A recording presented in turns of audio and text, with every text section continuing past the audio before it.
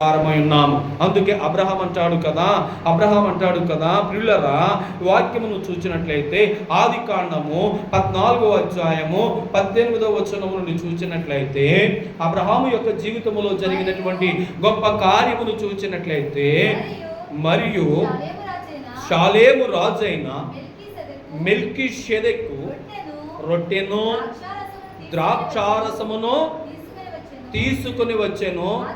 అతడు సర్వోన్నతుడగు దేవుని యాజకుడు. అప్పుడు అతడు అబ్రహామును ఆశీర్వదించి ఆకాశమునకు భూమికిని సృష్టికర్త అయిన సర్వోన్నతుడైన దేవుని వలన అబ్రాహాము ఆశీర్వదింపబడును గాక అనియు నీ శత్రువులను నీ చేతికి అప్పగింపగా సర్వోన్నతుడగు దేవుడు స్తుతింపబడును గాక. దేవునికి స్తోత్రం, దేవునికి స్తోత్రం. ఏమి రాయబడి ఉందట అక్కడ? మెల్కీషెదెకు అనబడేటువంటి యాజకుడు అబ్రహాము గారిని బట్టి ఏం చేస్తున్నారటండి? స్తుతి చేయుచున్నారు. ఏం చేస్తున్నారట? స్తుతి చేయుచున్నారు. ఈ దినమున నిన్ను బట్టి నీ సంతతి వారు, నీ గ్రామము వారు స్తుతి చేయుచున్నారా లేదా? చాలా జాగ్రత్తగా గమనించాలి. నీ దేవుడు నీ కొరకు గొప్ప మేలు చేశాడండి. మీ దేవుడు మీ కొరకు మంచి సంబంధం ఇచ్చారండి. మీ దేవుడు మిమ్మలను ఆశీర్వదించారండి. మీ దేవుడు మీకు మేలు చేశారండి. ఇవన్నీ కూడా నిన్ను బట్టి నీ గ్రామము వారు, అన్యులైన వారు, నీ తోటి వారు, నీ స్నేహితులు ఏం చేస్తున్నారట? సాక్ష్యం ఇవ్వగలుగుతున్నారా? ఇక్కడ అబ్రహామును బట్టి ఎవరు సాక్ష్యం ఇచ్చుచున్నారట? ప్రధాన యాజకుడు షాలేము రాజు. ఏంటండి? షాలేము దేశపు రాజు సాక్ష్యం ఇచ్చుచున్నారు. ఈ ప్రత్యేకమైనటువంటి సమయంలో నువ్వు ఎలాగున దేవుని ఎదుట కనబడుతున్నావు? నిన్ను గూర్చి యాజకుడు సాక్ష్యం ఇవ్వాలండి. నిన్ను గూర్చి నీ సంఘము సాక్ష్యం ఇవ్వాలి. నిన్ను గూర్చి నీ దేవుడు స్తుతింపబడాలి. అంతే తప్ప అమ్మో వారా, లేకపోతే వారు వస్తారు కానీ నమ్మకమైన వారు కాదండి. వారు వస్తున్నారు కానీ దేవుని ఎలాగ స్తుతించాలో వారికి తెలియదండి. వారు వస్తున్నారు కానీ దేవునిలో ఉంటున్నారు కానీ దేవుని యొద్ద నుండి ఎలాగున పొందుకోవాలో వారికి తెలియదంటే కనుక నువ్వు ఖాళీ పాత్రవు. ఎన్ని సంవత్సరాల నుంచి అయినా సరే దేవునితో సహవాసం వచ్చేయండి. నిన్ను చూసి ఎవరు భయపడినా అది దేవునికి అవమానం. అది ఎవరికి అవమానం అంటండి? దేవునికి అవమానం. లోకములో నువ్వు ఎలాగున ఉన్నావో దేవునికి అనవసరము, కానీ నువ్వు దేవునిలోనికి వచ్చిన తర్వాత నువ్వు మేలుకరముగా ఉండాలి. దేవునికి స్తోత్రం. నువ్వు ఎలా ఉండాలంట? మేలుకరముగా నీవు ఉండాలి. ద అల్టిమేట్ ఆర్డర్ అనబడి దేవుడు తెలియచేసే మాట ఏంటంటే కనుక నీవు మేలుకరమైన జీవితమును జీవించినప్పుడు అనేక మందికి నువ్వు ఎలా ఉంటావట? మేలుకరముగా ఉంటావు. అందుకే అయ్యగారు రాసినటువంటి పాటలు మనము చూసినట్లయితే, ప్రియులరా నన్ను దీవించి పంపు నరులకు నీ మేలు. నన్ను దీవించవయ్యా. అబ్రహాము దీవింపబడ్డాడు. ఒక దినమున లోతు బందీగా ఉన్నప్పుడు, ఆ పైవచనాల్లో చూసినట్లయితే ఒక దినమున లోతు బందీగా ఉన్నప్పుడు ప్రియులరా ఈ అబ్రహాము యుద్ధమునకు వెళ్ళి జయము పొంది ఎక్కడికి వచ్చాడటండి? దేవుని సముఖమునకు వచ్చాడు. మెల్కీషెదెకు అనబడేటువంటి ప్రధాన యాజకుడు షాలేపు దేశపు రాజు మాట్లాడుతూ ఉన్నటువంటి మాట ఏంటంటే, నీ శత్రువులను నీ చేతికి అప్పగించెను, నీ సర్వోన్నతైన దేవుడు స్తుతింపబడునుగాక. ఏమంటున్నారేంటండి? ఆయనే స్తుతింపబడాలి. నేను లేకపోతే అంటూ ఉంటారు చాలామంది కూడా. నువ్వు లేకపోతే మరొకరు దేవుడు ఏర్పాటు చేస్తాడు. నువ్వు లేకపోతే మరొకళ్ళు దేవుడు ఏర్పాటు చేస్తాడు. ఎందుకంటే కనుక మోషే లేడు అనుకున్నారు అందరూ కూడా. మోషే తర్వాత ఎవరు వచ్చారు? మాట్లాడాలమ్మా. యెహోషువ తర్వాత ఎవరు వచ్చారు? న్యాయాధిపతులు వచ్చారు. న్యాయాధిపతుల తర్వాత ఎవరు వచ్చారు? న్యాయాధిపతుల తర్వాత ఎవరు వచ్చారటండి? రాజులు వచ్చారు. ఎవరు వచ్చారట? రాజులు వచ్చారు. రాజులు తరమైపోయిన తర్వాత ఆయనే అంటున్నాడు, యెషయా ముద్దు నుండి చిగురు పుట్టును, దావీదులో నుండి ఆయన వచ్చునని చెప్పి ఎవరు వచ్చేసారంటే ఒక కాలంలో ఆయన డైరెక్ట్గా ఈ లోకానికి వచ్చేసారు. ఎవరు వచ్చేసారట? డైరెక్ట్గా ఎవరు వచ్చేసారటండి?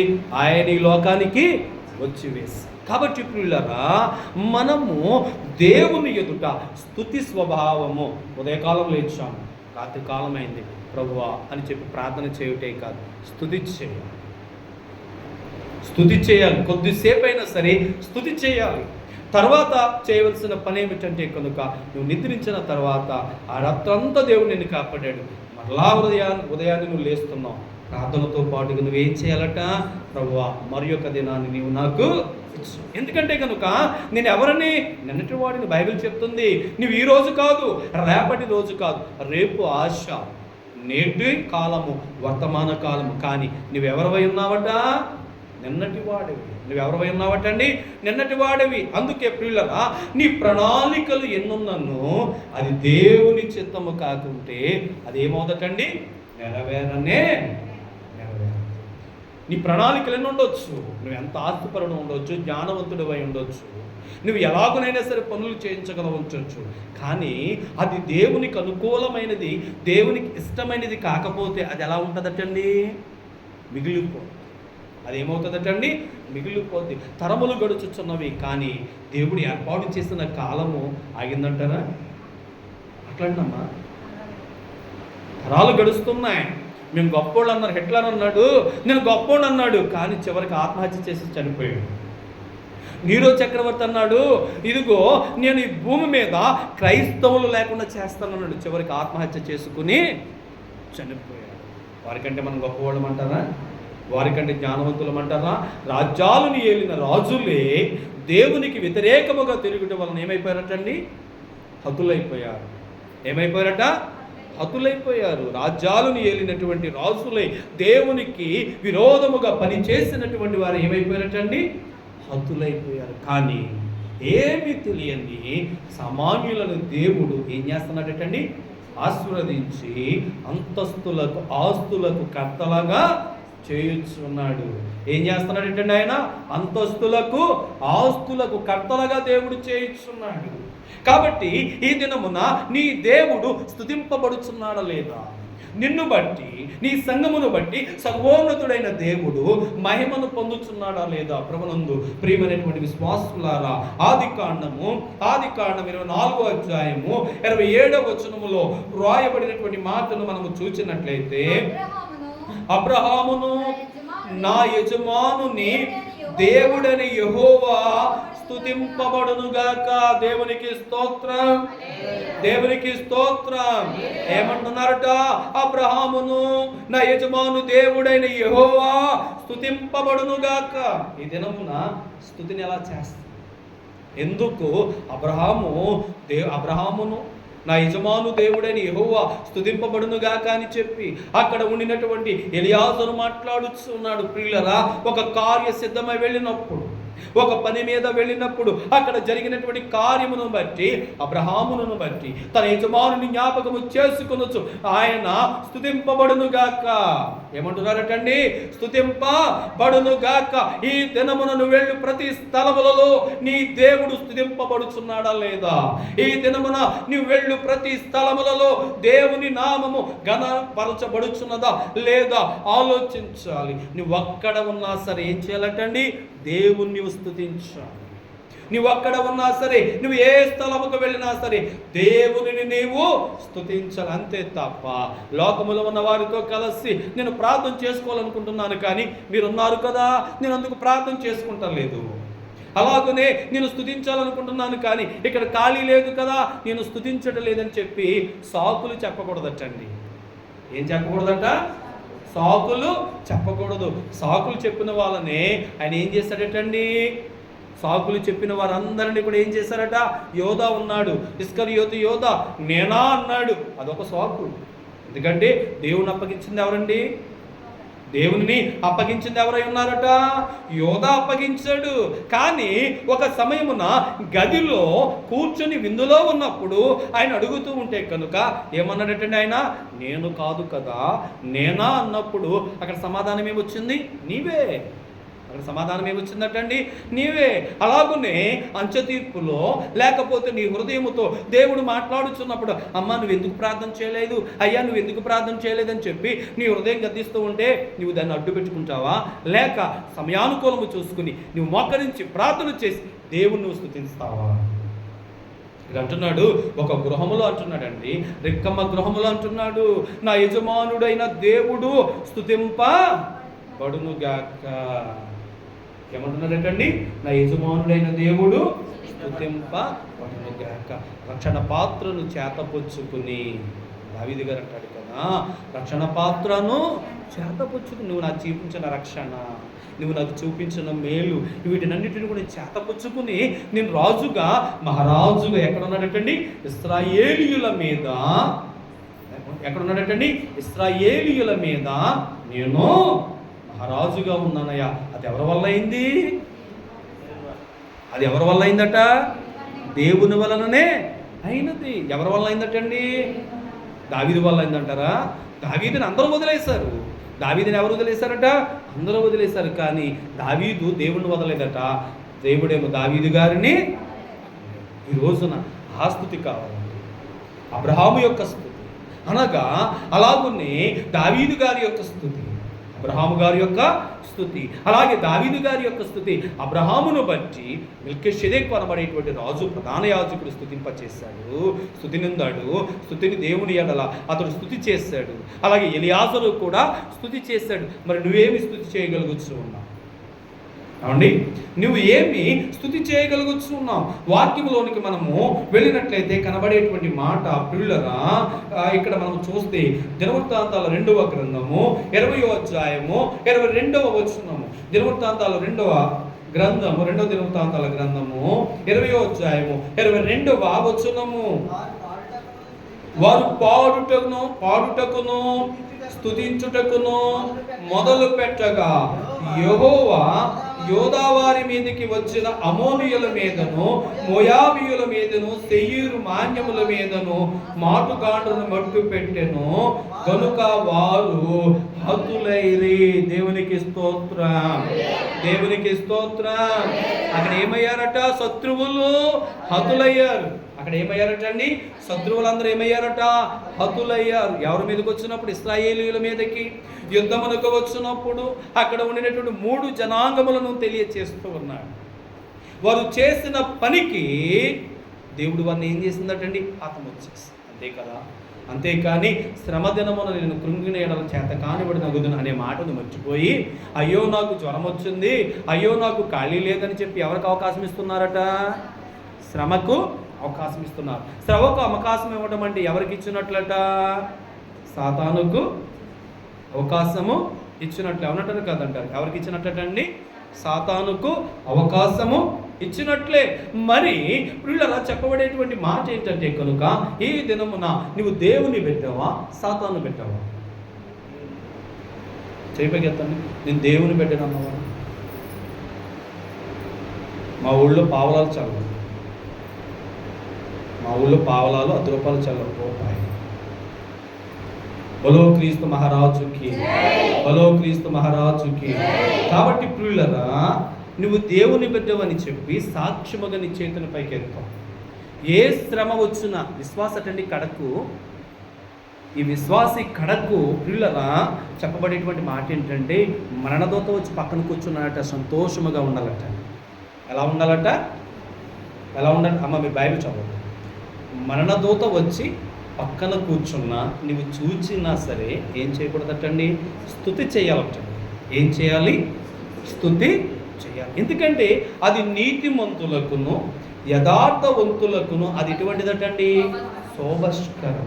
అది ఎటువంటిదట? శోభస్కరము. బిల్లి గ్రహం గారు అంటారు, నా అడ్రస్ నేను మార్చుకుంటున్నాను అంటున్నాడు ఆయన.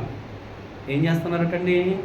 నా అడ్రస్సే మారుతుంది, నా శరీరం మారుతుంది తప్ప, ట్రాన్స్ఫర్ చేయబడుతుంది తప్ప నా పనిలో ఏమీ లేదటండి, మార్పు మట్టికి ఉండదు. ఒకేసారి 23 కోట్ల మందికి ఆయన స్వార్థ చేశారటండి. ఎంతమందికి అండి? ఒకేసారి 23 కోట్ల మందికి, ప్రపంచ దేశంలో ఉండిన 23 కోట్ల మందికి స్వార్థ చేశారని చెప్పి ఒకసారి నేను చదివినప్పుడు, నేను అక్కడ చదివినటువంటి వాడనై ఉన్నాను, ఒకసారి నేను వినినటువంటి వాడనై ఉన్నాను. ఎందుకంటే కనుక ప్రియులరా, దేవునిలో ఆయన ఎంత నమ్మకముగా ఉన్నాడంటే కనుక, చాలా నమ్మకం అన్నమాట. నేను వెళితే, నేను బలహీనుడైనా సరే, నేను వెళ్ళాలంటే నన్ను దేవుడు వాడుకుంటాడు. నేను బలహీనుడైనా దేవుడు వాడుకుంటాడు. మనలాగా వర్షం వచ్చిందని, గాలి తుఫాను వచ్చిందని, బలహీనత వచ్చిందని చెప్పి భక్తులన్నీ ఎప్పుడూ కూడా అడ్డు పెట్టుకోరు. గుర్తుపెట్టుకోండి, భక్తులు ఎప్పుడూ కూడా అడ్డు పెట్టుకోరు. ఆదివారపు ఆరాధన పలానా టయానికి వెళ్ళాలి కాబట్టి ఈ టైం నుంచి టైంకి మందిరంలో ఉంటాను, ఎంత బాగా వాక్యం చెప్పిన మాకు అనవసరం, మేము ఎక్కడికి వెళ్ళిపోవాలండి. సాతాను గొప్ప శోధన ఇట్టిన అందరికీ కూడా ఏంటంటే ఆదివారమే అన్ని రకాల ఫంక్షన్. అవునన్నా?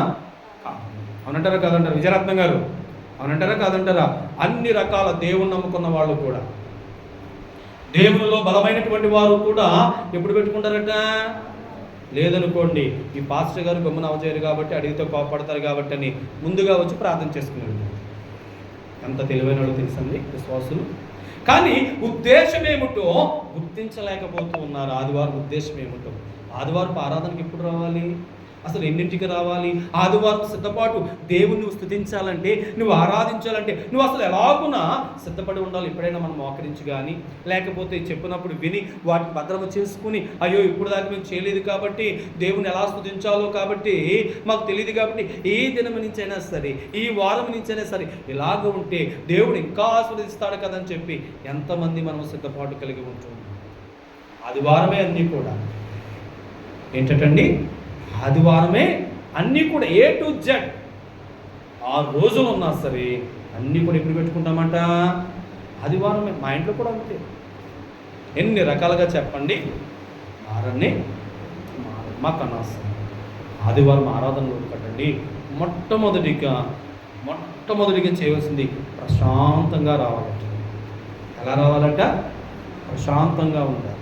ఎందుకంటే ఎవరిని కలుసుకోవడానికి వెళ్తున్నాము? ఈ భూమిని సృష్టించిన, నన్ను సృష్టించిన నా సృష్టికర్తను నేను కలుసుకోవడానికి వెళ్తున్నాను కాబట్టి నేను ఎలాగ ఉండాలో తెలుసా? ప్రశాంతం. ఆయన రూపము నాలో ఉండాలి. నేను ఆయన బిడ్డనండి, నా రూపము, ఆయన రూపము నాలో ఉండాలి. నా రూపం ఎలా ఉండాలట? ఆయన వలె ఉండాలి. ఆయనతో మాట్లాడే మాటలన్నీ కూడా నేను శ్రద్ధ కలిగి వినాలి కాబట్టి నా హృదయం అంతా ఎలా ఉండాలటండి? సిద్ధపాటు కలిగి.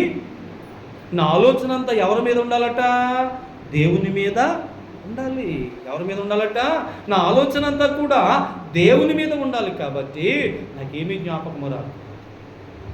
నేను వెళుతున్నాను కాబట్టి నా దేవుని కలుసుకున్నటకు నన్ను ఎవరు కూడా ఏం చేయకూడదటండి? హనోకు అంటాడు కదా, హనోకు అతని యొక్క జీవితంలో చూసినట్లయితే కనుక ప్రియులరా, 300 సంవత్సరాలు అతడు దేవునితో నడిచాడు. దేవుణ్ణి సాగనంపినటువంటి గొప్ప భక్తుడండి ఆయన. ఒక దినమున, ఓ హనోకు ఎన్నిసార్లు వచ్చావు కదయ్యా సాగనంపుటకు, నా ఇల్లు ఎలా ఉంటుందో, నా ఇల్లు ఎలా ఉంటుందో ఒకసారి చూద్దుగా రావని చెప్పి హనోకునట చెయ్యి పట్టుకుని గడప పరలోకము యొక్క గవినను దేవుడు దాటించాడటండి. దేవునికి స్తోత్రం. నీ గవినను, నీ అడ్డుగా ఉండే గవినలు నీవు దాటగలుగుతున్నావా దేవుని స్తుతించడానికి? అమ్మా, ఈ దినమున నీకు అడ్డుగా వచ్చుచున్నటువంటి ఆ గవినలను నీవు దాటగలుగుతున్నావా? దాటలేకపోతున్నావు. నేను అంటాను, ఖచ్చితంగా దాటలేకపోతున్నాం. ఎందుకంటే కనుక మనకు అవసరములు ఎక్కువ. దేవుని మీద నమ్మకం ఉండే కంటే దేని మీద ఎక్కువ ఉంటుందటండి? మనకు అవసరములు ఎక్కువ. దేవుని మీద విశ్వాసము కంటే మన మీద మనకు ఉండేటటువంటి విశ్వాసము మనకి ఎక్కువ. అందుకే ఇక్కడ ఏమంటున్నారంటే, మేము యుద్ధము చేయకుండానే దేవునికి మేము స్తుతి చేయగానే దేవుడు మా పక్షమున యుద్ధము చేస్తాడు. అంత విశ్వాసములో ఎప్పుడు వెళ్తాము? ఈ కడవరి కాలములో ఇంకా ఉందండి అని చెప్పి మనము అనుకొనుచూ ఉంటాము. అందుకే ఇర్మియా గ్రంథము 30వ అధ్యాయము 19వ వచనములో వ్రాయబడినటువంటి మాటను చూసినట్లయితే కనుక, ఇర్మియా గ్రంథము 30వ అధ్యాయము 19వ వచనము, వాటిలో కృతజ్ఞతా స్తోత్రములను సంభ్రమమును పడువారి స్వరమును వినబడును, జనులు తక్కువ మంది కాకుండా నేను వారిని విస్తరింప చేసేదను, అల్పులు కాకుండా నేను వారిని గనులుగా చేసేదను. దేవునికి స్తోత్రం. ఏం చేస్తానంటున్నాడటండి ఆయన? గనులుగా చేస్తాను. ఒక దినమున ఎవరు కూడా ఏమనుకోవద్దు, ఒక దినమున ఏకవచనముతో పిలిచేవారు.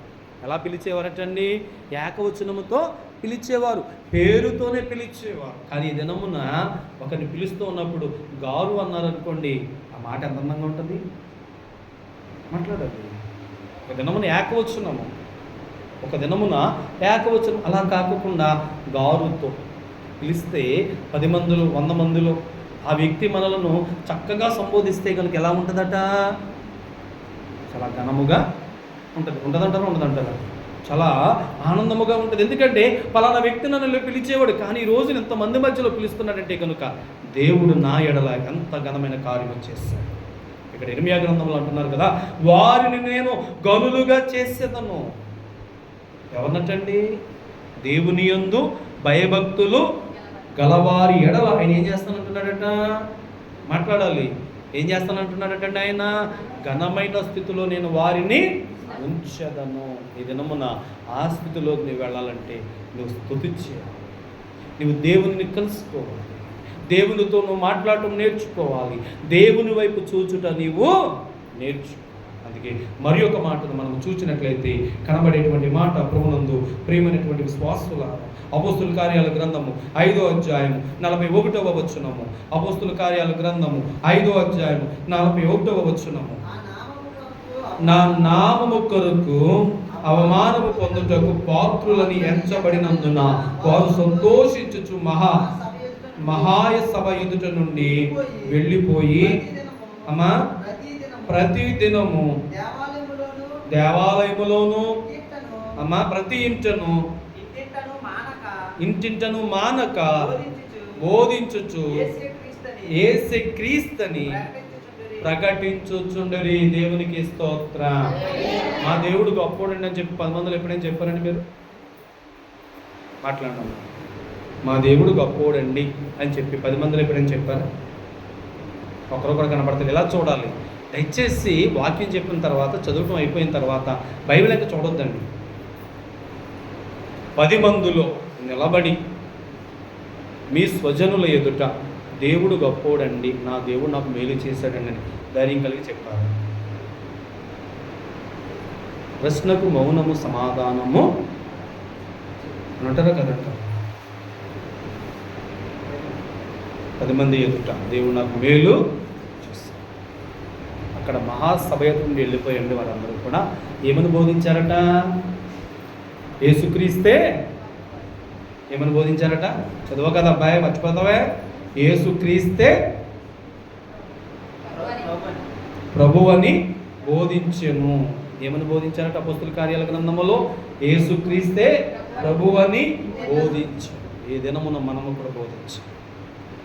ప్రతి విశ్వాసి కూడా, ప్రతి సేవకుడు కూడా ఎవరిని బోధించాలట? ఈ లోకమునకు వచ్చి వేసినటువంటి ఆ క్రీస్తే ఆ జీవ మార్గమని. ఏమనటండి? ఈ లోకములో నుండి ప్రతి విధమైన పాపము నుండి విడుదల దయచేయువాడని, ఆయన నాకు చేసిన మేళ్ళు ఎంతో ఘనకరమైనవని, నేను ఆయనను స్తుతించానని, నేను ఆయనను స్తుతించుచున్నానని చెప్పి ఏం చేయాలటండి? ప్రకటించాలి. ఎక్కడెక్కడనట? ప్రతి ఇంటను ఏంటటండి? ప్రతి ఇంటను కూడా ఏమి చేయాలటండి? బోధించవలెను అనబడేటువంటి మాట కనబడుచున్నది. అంతే తప్ప ఈ బైబిల్లో ఎవరికీ కనపడకూడదని చెప్పి బొట్టల్లో కవర్లో పెట్టేసి కాముగా వెళ్ళిపోయి ప్రార్థన చేసుకుని వచ్చేస్తానంటే కనుక దేవుని యొక్క ఆశీర్వాదం 30 అంతల దగ్గర ఆగిపోద్దండి. 30 అంతల యొద్ద ఆగిపోద్దండి. 100 అంతలు నువ్వు పొందుకోవాలంటే ఏం చేయాలటండి? 100 అంతలు పొందుకోవాలంటే ఏం చేయాలట? చెప్పాలి. 100 అంతలు పొందుకోవాలంటే ఏం చేయాలటండి? నువ్వు ప్రకటించాలి. అందుకే సాక్ష్యం ఇచ్చేదా నా స్వామి యేసు కూర్చి దేవుడు అనొచ్చు, నేను సాక్ష్యం ఇస్తాను. ఎందుకంటే ఆయన చేసిన నా బ్రతుకులో, నా కుటుంబంలో, నా జీవితకాలంలో ఆయన చేసిన మేళ్ళు చాలా గొప్పవి. ఒక దినమున ఎవరూ చేయలేదు, కానీ ఈ దినమున ఏం చేశారటండి? ఆయన ఏం చేశారట? నాకు కార్యము చేశాడు. నేను బోధించలేను కానీ, నేను వివరించలేను కానీ, ఆయన నా జీవితంలో చేసిన ప్రతి మేలును కూడా నేను ఎలా చెప్తానటండి? ఒక సాక్షిగా చెప్తున్నా. రక్షణ పాత్రను అదే స్తుతి. ఏంటట? అదే స్తుతి. చేసిన మేలును చెప్పుకున్నటయే స్తుతి. చాలామంది అంటారు కదా, నేను పలానా వాళ్ళకి చేశాను, ఎప్పుడైనా సరే నేను అలా మేలు చేశాను ఎవరన్నా దగ్గర అని చెప్పిందంటారా? లోకములో ఉన్న మాటే కదా. లోకములు అందరూ కూడా నేను వాళ్ళకి చేస్తున్న మేళ్ళు పనులన్నీ కూడా ఎన్నో, కానీ ఈ రోజున మేము వారికి కనబడటలేదు. ఇవన్నీ కూడా లోకములు వ్యర్థమైనవండి. కానీ దేవుని ఎదుకు వచ్చి ఒకరిని కూర్చి నువ్వు మాట్లాడే ముందర నువ్వు దేవుని ఎదుకు వచ్చి నువ్వు మాట్లాడు. దేవుని యొద్ద మోకరించు, దేవునికి స్తుతి చేయి. వారు ఎదుటే నేను ఏం చేస్తానంటండి? ఎక్కడ నిలబెట్టాలో, ఎలా నిలబెట్టాలో నిన్ను, నీ కుటుంబాన్ని, నీ బిడ్డలను, నీ భర్తను, నీ భార్యను దేవుడు అలాగనే నిలబెడతాడు.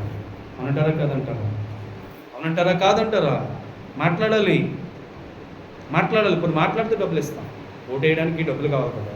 అలాగే మాట్లాడితే కొన్ని మేము డబ్బులు ఇస్తాం. ఎందుకంటే కనుక మాట్లాడటం సాక్ష్యం అండి. మాట్లాడటం ఏమై ఉందటండి? సాక్ష్యము. ఒప్పుకుంటున్నావు నువ్వు దేవుడు నాకు మేలు చేశాడు. నాకు అవకాశం ఉన్న ప్రతి చోట నేను నా దేవుని గురించి మాట్లాడుతున్నాను. అవకాశం ఉన్న ప్రతి చోట. ఎందుకంటే పందుల యొద్ద ఏమేయకూడదట. కాబట్టి వ్యర్థమైన వారి ఎదుట నేను మాట్లాడను. ఎందుకంటే ఎన్నో స్థలాలు, ఎన్నో చోట్ల నిలబడతాను. కాబట్టి సమయానుకూలముగా నా దేవుని నేను స్తుతిస్తాను. దేవునికి స్తోత్రం, దేవునికి స్తోత్ర. అని అంటారు మా ఆఫీసులో, రేపు పొద్దున్న పలానా పని ఉంది అబ్బాయి, ఈ రాత్రి నువ్వు బలంగా ప్రార్థన చేయాలి, ఆ పని అయిపోవాలి. ఏమంటారటండి? పలానా పని ఉంది కాబట్టి ఆ పని అయిపోవాలి. పలానా మనము వెళుతున్నాము, వారితో మాట్లాడినప్పుడు వారు ఒప్పుకోవాలి. ఎన్నో విషయాలు మాకు ఉంటాయి. ఎందుకంటే కనుక వారు ఎవరి మీద నమ్మకించుకున్నారండి? ప్రార్థన మీద, దేవుని మీద. ఎందుకంటే నువ్వు దేవుని పెట్టావు కదా అంటారు వాళ్ళు. నువ్వు దేవుని పెట్టావు. లోకంలో కూడా అంటారు, మనం ఏదన్నా అన్నాం అనుకోండి, నువ్వు దేవుని పెట్టావు కదా, నువ్వు నిజమే. అదేనండి స్తుతి. నేను గుర్తించుటయే దేవునికి స్తుతి. గుర్తుపెట్టుకోండి, నిన్ను గుర్తించుటే, ఐడెంటిఫై. నువ్వు దేవుని నమ్ముకున్నావు కదా, దేవానికి స్తోత్రం. అవును, నేను దేవుని నమ్ముకున్నాను. అది కాదు. మరి ఒక మాటలో మనం వెళ్ళినట్లయితే కనుక పిల్లరా, మరి ఒక మాటను మనం చూస్తే ఫిలిప్పీలకు రాసిన పత్రిక 4వ అధ్యాయము 11వ వచనము. ఫిలిప్పీలకు రాసిన పత్రిక 4వ అధ్యాయము